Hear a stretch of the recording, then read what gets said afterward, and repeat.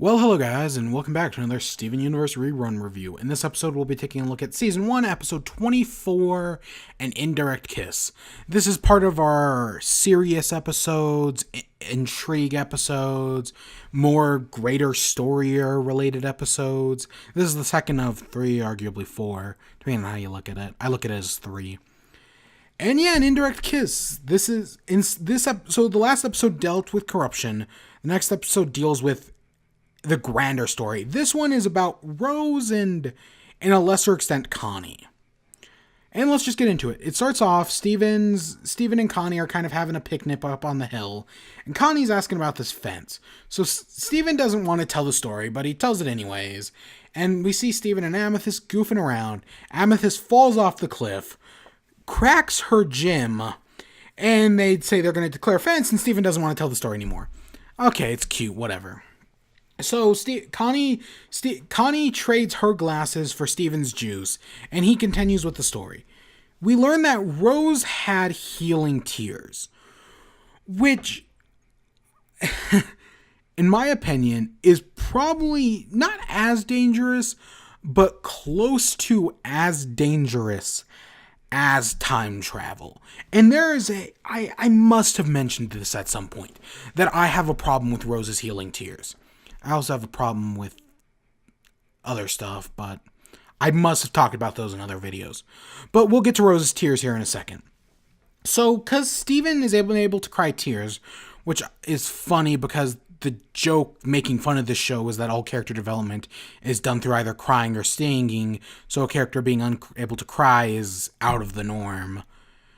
So they go to Rose's fountain, and Rose's fountain has this, basically her, they call it what? It's like her aura. They call it like lacrima or something. And it can heal, right? It's a healing fountain. But it's covered in brambles, so they have to find their way in. Pearl's freaking out because it's Rose's fountain, and Rose is special, right? All that jazz. Amethyst gets her gym injured. Garnet eventually just punches their way in.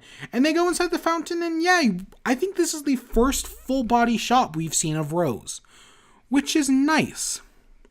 And Steven's about to cry tears, doesn't. The Gyms run off to see what's going on. Steven and Amethyst stay behind. And he has this sad moment with his mom, like, oh, everyone wants me to be like you, magical destiny and all that crap. But maybe I can't be like you. It's the first of these Steven insecure moments. These episodes really are just setting up everything for the rest of the show.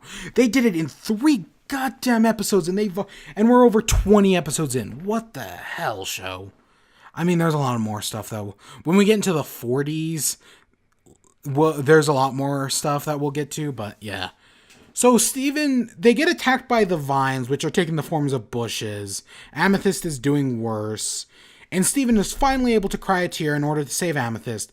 It doesn't work. But the fountain comes back to life. It starts crying tears, and we see the fountain is actually pretty big. It's just because the brambles were blocking the way. And hey, everything's back, and Steven thinks he did it. He was able to fix the fountain. But we learned Garnet and Pearl actually did it by unplugging a boulder that was blocking the source. And then Steven just shits on himself. It's funny. But let's talk about the fountain. My problem with Rose being able to cry healing tears, and the idea of the fountain in general, and in an extent, magical resurrection that we see in Lars and Lion, is that this is a dangerous plot element.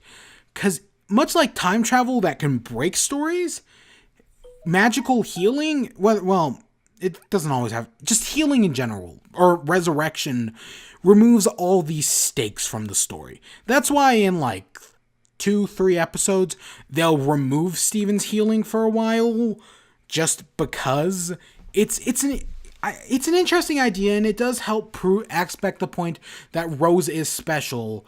But I do think that magical healing is a very dangerous thing. I mean, they can do it, and for the most part, this show does pull it off well enough, I guess.